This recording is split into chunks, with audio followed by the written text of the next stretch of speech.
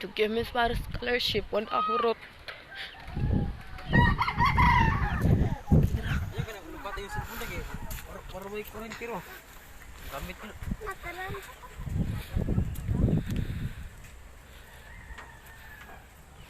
Kung tinanong.